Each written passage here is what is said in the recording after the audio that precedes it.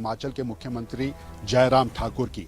एक आम चेहरा जिन्हें मुख्यमंत्री की कुर्सी पर नरेंद्र मोदी और अमित शाह की जोड़ी ने बैठाया, और इसी भरोसे को अब तक आपने बना कर रखा है।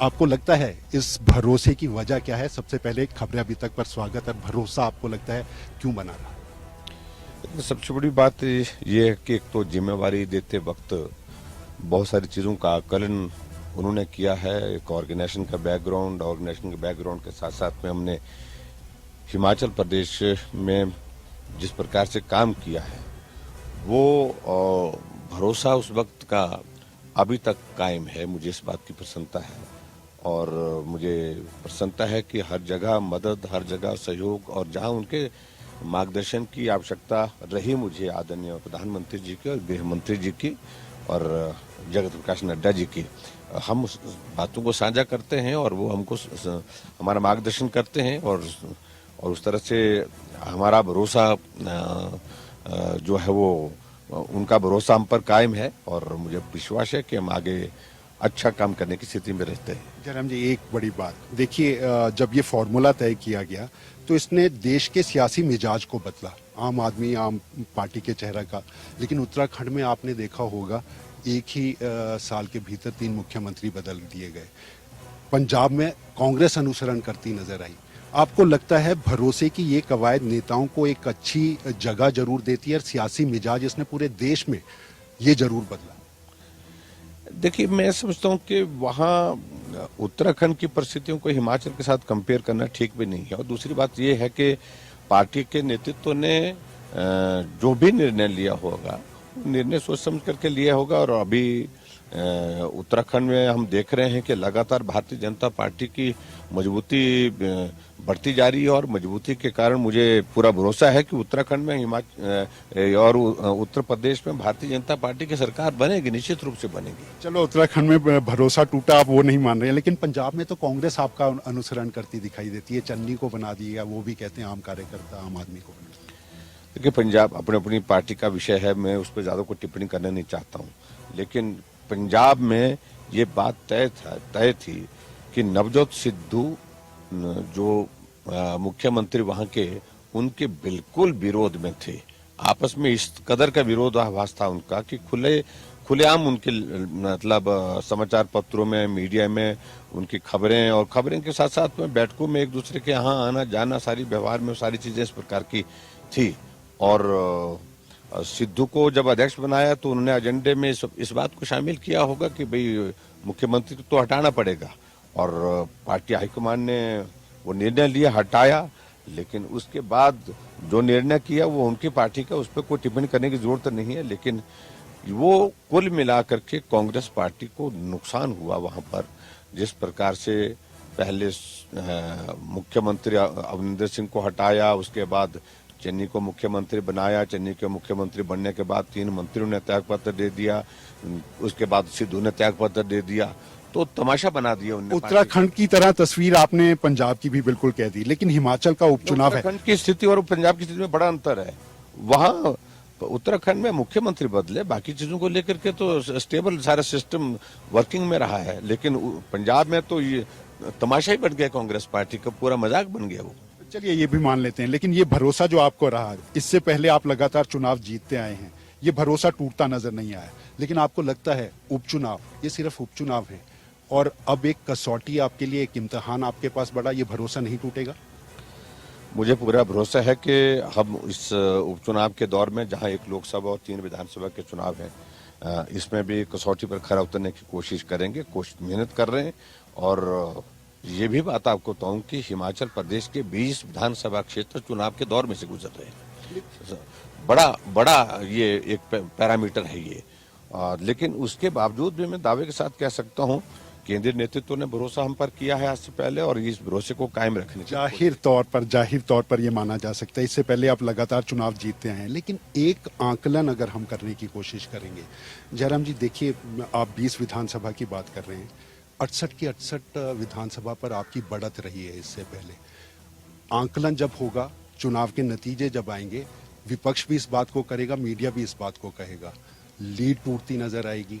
4-0 में से अगर कुछ एक सीट भी कांग्रेस ले जाती है तो वो तो सीधा हमला करेंगे, छोड़ेंगे नहीं। देखिए वो हमला करें, लेकिन इसमें एक बात को ये भी समझना चाहिए कि लोकसभा की सीट हमारी थी, जुब्बल कोटखाई की सीट हमारी थी, 2 सीटें कांग्रेस पार्टी की हैं। अब उसमें देखते हैं, अभी मैं उसमें ज्यादा कुछ कहना नहीं चाह रहा हूं। हम मेहनत पर भरोसा रखते हैं, मेहनत कर रहे हैं और मेहनत करने के बाद परिणाम उसमें सार्थक होंगे। कितनी ये मानता हूं। सीटों का, वैसे तो ये जाहिर सा है, 4 के अलावा आप चारों जीतों का बात करेंगे, कितनी सीटें आप जीतने का मन बिल्कुल तरीके से, क्योंकि नब्ज जनता की टटोल कर आप तो देखो लोकसभा मंडी तो हम जीत ही रहे हैं, बड़े आराम से जीत रहे हैं, उसमें कोई इशू है ही नहीं। और उसके बाद अर्की और फतेहपुर जो है, पहले हम थोड़ा ऐसा लग रहा था कि भाई बहुत कांटे की टक्कर है। अब जो कैंपेन के दौरान अभी हम जो दौर में देख करके आए हैं, हम उसमें बहुत बेहतर हो गए हैं, बहुत बेहतर होकर के आगे निकल गए हैं। और जुब्बल कोटखाई की अगर हम बात करें, जुब्बल कोटखाई में ट्रायंगुलर कॉन्टेस्ट है, कुछ भी हो सकता है वहां पर, और स्वाभाविक रूप से वहां पार्टी का ही हमारा एक व्यक्ति जो है वहां चुनाव लड़ रहे हैं, उससे पार्टी को थोड़ा नुकसान उसको निश्चित रूप से हुआ है। आपने बिल्कुल बहुत दिल से भी और दिमाग से भी इस बात का जवाब दिया। नहीं तो नेताओं के साथ हमने बात की, हमने मुकेश अग्निहोत्री से बात की, 4-0 का सीधा दावा कर देते हैं, यानी सिर्फ दिमाग से कह रहे हैं, दिल से नहीं कह रहे, जनता की बात आप टटोल कर आए। लेकिन तूफान उठा देते हैं कांग्रेस के नेता, वो कहते हैं प्रचार कर रहे हैं, हवाई जहाज हेलीकॉप्टर में कर रहे हैं, हवा में रह रहे हैं। देखिए उन सारी बातों का कोई अर्थ नहीं है, और मैं हिमाचल प्रदेश के बतौर मुख्यमंत्री के नाते ट्राइबल इलाके में, जो कठिन दुर्गम इलाके में, जहां मुख्यमंत्री 5 साल में एक बार नहीं जाते थे, हम 3-4 बार जाके आए। और कोविड के संकट के दौरान 2 वर्ष में चॉपर का इस्तेमाल ना के बराबर हुआ है, बहुत कम हुआ है। जब कोविड की रिस्ट्रिक्शन जो है वो हटी है, उसके बाद वो क्या चाहते हैं कि मैं पैदल टूर करूं क्या? और कांग्रेस पार्टी क्या घोड़ा गाड़ी पर जाते थे क्या? हेलीकॉप्टर 1993 के बाद हिमाचल प्रदेश सरकार के पास लगातार हेलीकॉप्टर लीज पर है, और कांग्रेस की गवर्नमेंट में ये अपने निजी काम के लिए हेलीकॉप्टर चलता रहा, शिमला से दिल्ली, दिल्ली से शिमला। वो कौन सा प्रदेश का विकास था उसमें? वो उनको ध्यान में आता है क्या? और अगर पूरा निकाले, रिकॉर्ड निकाले, तो ज्यादा वक्त तो उसमें ही निकला, दिल्ली शिमला, शिमला दिल्ली, दिल्ली शिमला, ये चलता रहा। उनको मालूम होना चाहिए। और जयराम ठाकुर, दिल्ली सिर्फ काम के लिए जाता हूं और 10-10 मंत्रियों को मिलकर के आता हूं, मैं केंद्रीय मंत्रियों को मिलकर आता हूं। और यहां अगर हिमाचल प्रदेश में हेलीकॉप्टर का मैं इस्तेमाल कर रहा हूं, तो कर रहा हूं, डोडरा कबार जा रहा हूं, मैं जा करके भरमौर जा रहा हूं, मैं पांगी जा रहा हूं, मैं चंबा जा रहा हूं, मैं करसोग जा रहा हूं, मैं कुल्लू जा रहा हूं, मैं लाहौल जा रहा हूं। उनको इस बात को समझना चाहिए। विकास दिखता क्यों नहीं? मतलब नेताओं को तो नहीं दिखता, क्योंकि उनके आरोप हम मान सकते हैं, लेकिन वो कहते हैं कि जनता को भी विकास नहीं दिख रहा, जमीन नहीं दिख रही, सड़कें नहीं दिख रही। ऐसा क्यों लगता है आपको? क्यों आरोप लगते हैं? देखो उन्होंने कहना है जो कहना है, उनको ये मालूम होना चाहिए कि उनके 5 साल के कार्यकाल में जितनी सड़क बनी हिमाचल प्रदेश में, उससे ज्यादा सड़क हम अभी 3 साल, 3.5 साल के कार्यकाल में बना चुके हैं। और उसके बाद टैरिंग का जो उनका 5 साल का रिकॉर्ड था, मतलब 5 साल में जितना किया उन्होंने टैरिंग किया, उससे ज्यादा टैरिंग हम आज कर चुके हैं। हाँ, हिमाचल प्रदेश में जहां नई सड़कें हैं तो स्वाभाविक रूप से वो कच्ची होंगी अभी, जहां क्योंकि रोड कनेक्टिविटी जिस तरह से हमने बढ़ाई है हिमाचल प्रदेश में बड़े स्तर पर, और दूसरा जहां 4 लेन का काम चल रहा है, नेशनल हाईवे का काम चल रहा है, कटिंग का काम चल रहा है, सड़क डैमेज होगी, वो पोर्शन थोड़े खराब है। और बाकी आप देखिए कहां कहां सड़क की दिक्कत है। और उनको समझ में नहीं आ रहा है कि बोले तो बोले क्या, 4 वर्ष बीत गए, कुछ नहीं मिला, और हर जगह उन्होंने प्रयत्न कर लिया हाथ डालने का, लेकिन खाली हाथ लौट करके आज कोई मुद्दा उनके पास नहीं है। और ऐसे में मैं दावे के साथ कह सकता हूं, लोगों के दिल दिमाग में ये बात बैठी है, इतने बड़े संकट के बावजूद भी एक विधानसभा क्षेत्र में 400 करोड़ के काम हो रहे हैं, 500 करोड़ के काम हो रहे हैं, 300 करोड़ के काम हो रहे हैं। ये आप हिमाचल प्रदेश के विधायकों से पूछो। दुनिया ने तारीफ की जयराम जी, इसके लिए तो साधुवाद आपको भी और मोदी जी को भी साधुवाद देने की बात दुनिया में भी की जा रही है। लेकिन कांग्रेस तो सवाल उठाना शुरू कर देती है, कहते हैं दुनिया के कई ऐसे देश जो हैं उन्होंने कोरोना के संकट काल में बहुत बेहतरीन काम किया, इस सरकार ने भी किया तो कोई फर्क नहीं पड़ता, टीकाकरण किया, उपलब्धियां नहीं मान रहे। देखिए, मैं टीकाकरण की अगर बात कहें कोविड की, इसमें पूरी दुनिया में भारत नंबर 1 पर है कोविड के जो वैक्सीनेशन के मामले को लेकर के 100 करोड़ का आंकड़ा डोजेस का पूरा कर लिया, आगे बढ़ गए उससे। और पूरे देश में दुनिया में भारत एक नंबर पर और पूरे देश भारत में हिमाचल नंबर 1 पर। ये विषय, ये उपलब्धि नहीं दिखती है उनको, ये नहीं दिखती उसको उनको मालूम नहीं क्या कहना चाह रहे हैं वो। तो कुछ तो सत्य बोला करो। लोग तमाशा बना रहे, लोग उनका मजाक बना रहे हैं। जो सामने दिख रहा है, जो ये काम हुआ है, अगर एसडीएम का दफ्तर खुला है वो डेवलपमेंट नहीं दिख रही है, बीडीओ का दफ्तर खुला है कहीं वो उनको डेवलपमेंट नहीं दिखी है, पीडब्ल्यूडी का डिवीजन खुला है, आईपीएच का डिवीजन खुला है कहीं किसी इलाके में, तहसील खुली है, सब तहसील खुली है, स्कूल अपग्रेड हुए हैं, हेल्थ इंस्टीट्यूशन हमारे हिमाचल प्रदेश में बढ़े हैं और उनको इस बात को डेवलपमेंट वो उनको नजर नहीं दिखता है। कहते हैं अपने ही हलके में मंडी के अंदर ही शिवधाम योजना की बात करते हैं, हवाई पट्टी की बात करते हैं, ड्रग फार्मा की बात करते हैं, लेकिन धरातल पर दिखाई नहीं दे रहा। उनको दिखाई क्यों नहीं? देखिए, मैंने उनको एक बात, शिवधाम का काम शुरू हो गया है, जमीनी हकीकत यह है कि भी उसका काम शुरू हो गया है और एक फेज का उसका काम शुरू हो गया। 4 साल बीत गए, पहले से प्लानिंग नहीं थी इस तरह? उनको ये मालूम होना चाहिए कि उसकी फॉरेस्ट की क्लियरेंस सुप्रीम कोर्ट के बाद, सुप्रीम कोर्ट में 1.5 साल तक लंबित रही। उसके बाद जो है वो जैसे मिली उसके बाद काम शुरू होना था वहां पर।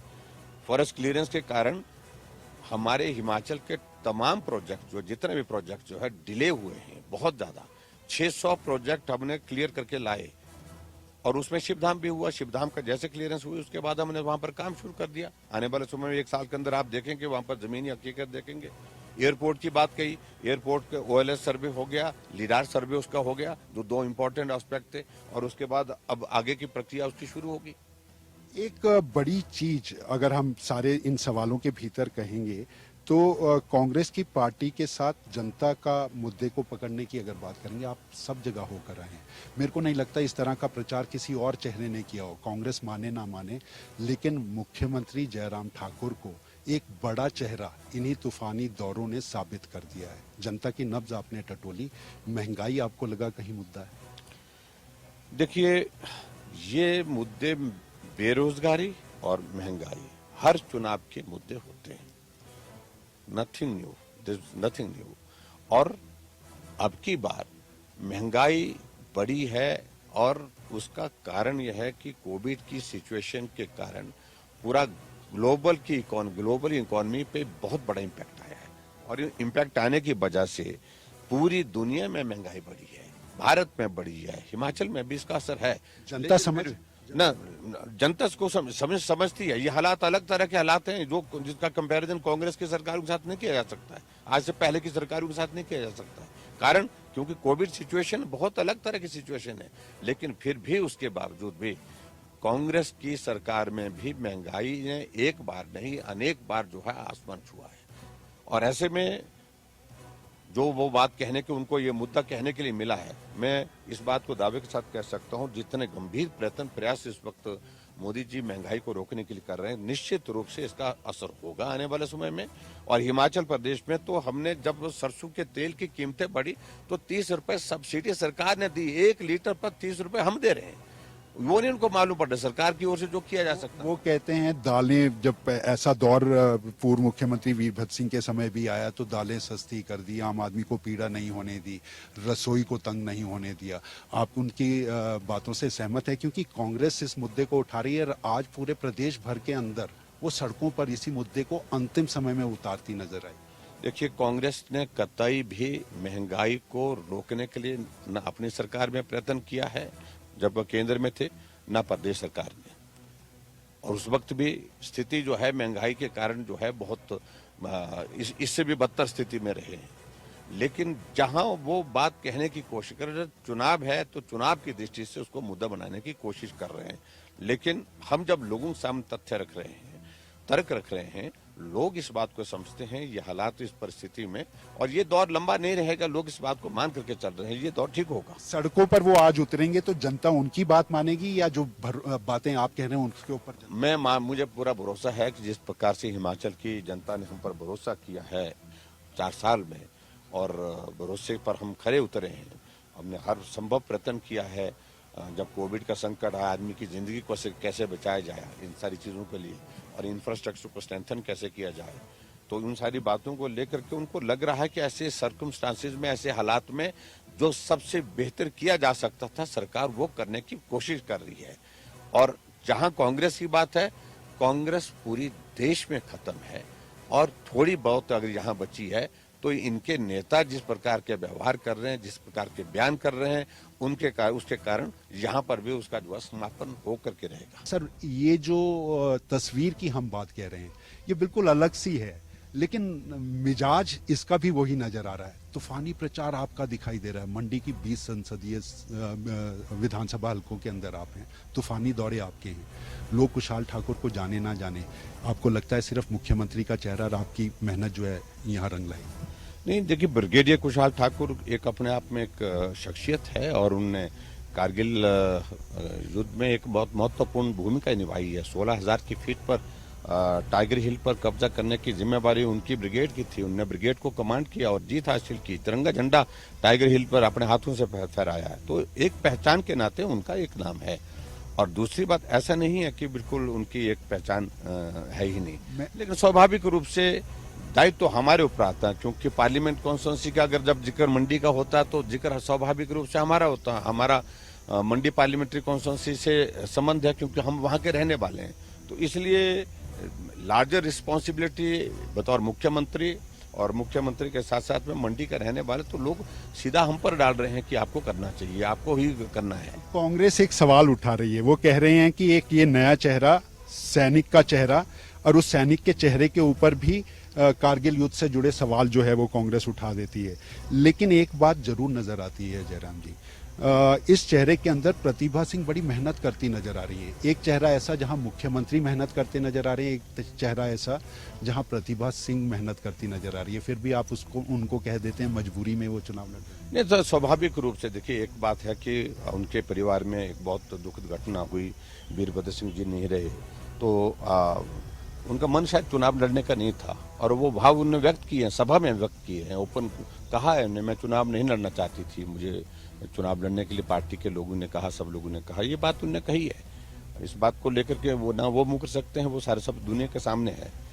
लेकिन जहां तक मेहनत की बात है, प्रतिभा सिंह कैंडिडेट है, तो कैंडिडेट स्वाभाविक रूप से जीत के लिए मेहनत करते हैं और उन्होंने अपनी मेहनत जितनी करनी थी वो पूरी मेहनत की है, पूरा पार्टी को भी लगाया है। और कांग्रेस की ओर से प्रयास हुआ है, एक तो भावनात्मक दृष्टि से उसका जो है लाभ मिले कांग्रेस पार्टी को, एक तो उनने एक प्लान वो था उनके, और दूसरा उनको ये लगता है कि वो एक बड़ा नाम है, मेंबर पार्लियामेंट रह चुके हैं, तो ऐसी सूरत में वो नाम उनको कंपैरेटिवली बेहतर नाम लगा और वो निर्णय उनकी पार्टी का है, उसमें मुझे कुछ नहीं कहना है। लेकिन ये बात है कि मेहनत करना तो स्वाभाविक रूप से हम भी मेहनत करेंगे, क्योंकि हम उस सीट को रिटेन करना चाहते हैं। तो हमने मंडी पहले जीती थी, 2014 में जीती, 2019 में जीती, रिकॉर्ड वोटों से जीती, और हमारी कोशिश होगी कि वो हम जीते, और वो कोशिश कर रहे हैं कि वो मुकाबला करें। एक सवाल उठता है इसमें जी, देखिए, प्रतिभा सिंह ने जब अपना चुनाव प्रचार शुरू किया था तो उन्होंने एक सीधी सी बात कही थी, वोट नहीं श्रद्धांजलि देंगे। वो श्रद्धांजलि मांगते हैं तो आपत्ति जो है पार्टी को होने लगती है, नेताओं को होने लगती है, आप भी कहते हैं। लेकिन आप भी तो मंडी में अपने चेहरे के ऊपर, मुख्यमंत्री होने के ऊपर मांगते हैं, सहानुभूति तो वहां पर भी दिखाई नहीं, देखिए, मंडी में सबसे बड़ी बात तो एक है कि मंडी का मैं रहने वाला हूं। स्वाभाविक रूप से मुख्यमंत्री तो प्रदेश का होता है, सारे प्रदेश का होता है, वो एक जिले या विधानसभा का नहीं होता है। और जहां तक हमारी बात है, इत्तेफाक है ये कि मैं मंडी जिला का रहने वाला हूं और मंडी लोकसभा का चुनाव हो रहा है, लाभ मिलेगा इसका। हाँ, तो निश्चित रूप से इसका लाभ मिलेगा। और मंडी की भावनाएं हैं, और जिन भावनाओं के खिलाफ कांग्रेस के लोगों ने जिस तरह से बातें की है, उससे नुकसान कांग्रेस हुआ है। उसके बाद उनने वो उन सारे बातों को लेकर के बोलना बंद कर दिया, चुप्पी साध ली, क्योंकि उनको मालूम हुआ कि अगर यहाँ मुख्यमंत्री के खिलाफ हम ऐसा हमला करेंगे तो लोगों की भावनाएं हैं, तो उसका नुकसान होगा। आपने बिल्कुल नब्ज पकड़ ली, क्योंकि कांग्रेस को ये डर तो जरूर है कि मुख्यमंत्री कार्ड का चेहरा का अगर ये फैला तो कांग्रेस की राह आसान नहीं होगी। आपने बिल्कुल ठीक नब्ज पकड़ी, और ये डर भी कांग्रेस के भीतर दिखाई देता है। लेकिन मुकेश अग्निहोत्री तो कह रहे हैं कि ये सारे तूफानी दौरे, ये सारे तूफानी प्रचार सिर्फ एक डर की वजह से है, कुर्सी बचाने का डर हो गया। देखिए, सीधी सी बात है, मैं चुनाव को हल्के में कभी नहीं लेता हूँ, चुनाव छोटा हो जो बड़ा हो। हिमाचल प्रदेश में लोकसभा के चुनाव जब जनरल इलेक्शन 2019 के हुए, हमने पूरी मेहनत की, परिश्रम किया, डट करके मेहनत की और हमने चारों सीटें जीती और वो इतिहास का हिस्सा रहेगा। मैं आज कह सकता हूँ दावे के साथ, उस रिकॉर्ड को तोड़ना हमारे लिए भी बहुत चुनौती है और कांग्रेस पार्टी के लिए तो बहुत बड़ी चुनौती है ही, क्योंकि वो तो देश में और दुनिया में खत्म हो रही है, प्रदेश में खत्म हो रही है। तो इसलिए वो सरल नहीं है इतना। जहां तक मंडी पार्लियामेंट कॉन्स्टिट्यूंसी में या ये चुनाव के इसके लिए मैं पार्टी का एक कार्यकर्ता हूं। बतौर कार्यकर्ता हम विधायक बने, विधायक बनने के बाद हम मुख्यमंत्री बने। आज पार्टी की साख जब लगी है, दाव पर लगी है, तो मेरा दायित्व तो बनता है, सबसे बड़ी जिम्मेवारी मेरी है कि मैं पार्टी के लिए जीत हासिल करूं और उसको मैं करने की कोशिश कर रहा हूं और मैं करूंगा भी। और मेरे प्रवास से वो क्या चाहते हैं कि मैं ओकओवर में बैठा रहूं, वो क्या चाहते हैं कि मैं वर्चुअल कार्यक्रम करूं आज की तारीख में। वो मुझे ऐसा मेरे प्रवास पर भी उनको परेशानी, मैं बाई रोड जाऊं तो भी परेशानी, बाई एयर जाऊं तो परेशानी। और मुझे लगता है कि सबसे बड़ी परेशानी उनको यही है कि हम क्यों बन गए, और वो परेशानी में इसमें है कि उनकी कतार बढ़ती जा रही है और उस कतार में अब और ऐसे लोग शामिल होते जा रहे हैं तो जो दावेदारी वो मान करके बैठे थे, मैं ही हूंगा, अब वो स्थिति वहां पर कांग्रेस पार्टी में रही नहीं है। कोई नेता मानता नहीं एक दूसरे को नहीं मानता, दूसरा तीसरे को नहीं मानता है। तो ये परिस्थिति कांग्रेस के अंदर आने के कारण सबसे बड़ी फ्रस्ट्रेशन देख रहा हूं मैं मुकेश अग्निहोत्री को। आपको चुनाव प्रचार में जिस तरीके से आपने ताकत झोंकी है उसके लिए शुभकामनाएं। नतीजे जो भी आए, जनता ने आप सब लोगों की बातें सुनी, खबरें अभी तक की तरफ से शुभकामनाएं। लेकिन एक अंतिम बात मैं कहना चाहता हूँ, ये वही ओकओवर है जहाँ कई मुख्यमंत्रियों ने इस बात को देखा कि मिशन रिपीट जो है पिछले 3 दशकों में नहीं हो पाया। ये जो आपका सेमीफाइनल, सत्ता का सेमीफाइनल है, 2022 की राह बनेगी। आप भरोसा कर रहे हैं, ना तो आपके बड़े नेताओं का भरोसा टूटेगा, मिशन रिपीट का सपना सच होगा। मैं पूरे भरोसे के साथ कह सकता हूं कि इस बार हम उसमें सफल होंगे। जो एक लंबे अरसे से मैं कह सकता हूं कि 85 के बाद कोई भी सरकार हिमाचल प्रदेश में रिपीट नहीं हुई है। 82 के बाद 85 में कांग्रेस रिपीट हुई थी और उसके बाद फिर 90 में हमारी पार्टी आ गई थी, फिर 93 में कांग्रेस आ गई। तो उसके बाद ये क्रम बदलाव का क्रम चला है। इसमें निश्चित रूप से परिवर्तन होगा और अब की बार हिमाचल प्रदेश में भारतीय जनता पार्टी की सरकार 5 वर्ष का कार्यकाल पूरा करने के बाद फिर 5 वर्ष के लिए सत्ता में आएगी, ऐसा मुझे पूरा भरोसा है। ये थे हमारे साथ मुख्यमंत्री जयराम ठाकुर। आपका बहुत बहुत धन्यवाद, आपने वक्त निकाला। चुनाव प्रचार के समय में बहुत व्यस्त आप रहे हैं। खबरें अभी तक आपको एक बार फिर शुभकामनाएं देते हैं, चुनाव के लिए भी, चुनाव प्रचार के लिए और नतीजों के लिए भी, जिस भरोसे को आप बनाए रखने हैं उसके लिए भी। तो ये थे हमारे साथ मुख्यमंत्री जयराम ठाकुर। भरोसा उन्होंने कहा है मेरे ऊपर केंद्रीय नेतृत्व ने जताया है, इस प्रदेश की जनता ने जताया है और इस भरोसे को टूटने नहीं देंगे। ये वही ओकओवर है जिसने हर 5 साल के बाद सत्ता को बदलते जरूर देखा है, लेकिन ये भरोसा ना तो केंद्रीय नेताओं का टूटेगा ना जनता का टूटेगा और ये रिवायत भी बदलेगी। 5 साल के बाद दोबारा सत्ता में वापसी होगी, ये दावा मुख्यमंत्री जयराम ठाकुर का है। चुनावी बेला में जनमत ही सबसे बड़ा नतीजा देता है। वो जनमत क्या होगा, किस तरह की सियासत फिजाएं आगे बढ़ेंगी, ये जल्द 2 अक्टूबर के बाद भी हमारे को सामने आता, 2 नवंबर के बाद भी नतीजों के साथ आता जरूर दिखाई देगा। लेकिन यही सियासी मिजाज हिमाचल की राजनीति में मुख्यमंत्री जयराम ठाकुर को उनके तूफानी प्रचार के साथ एक बड़ा चेहरा बनाने में जरूर साबित होता नजर आ रहा है। खबरें अभी तक के लिए अभी इस खास कार्यक्रम में इतना ही। आप बने रहिए खबरें अभी तक से के साथ, क्योंकि खबरों का सिलसिला अभी भी बदस्तूर जारी है। कैमरामैन सुभाष के साथ अरुण उनियाल, खबरें अभी तक शिमला।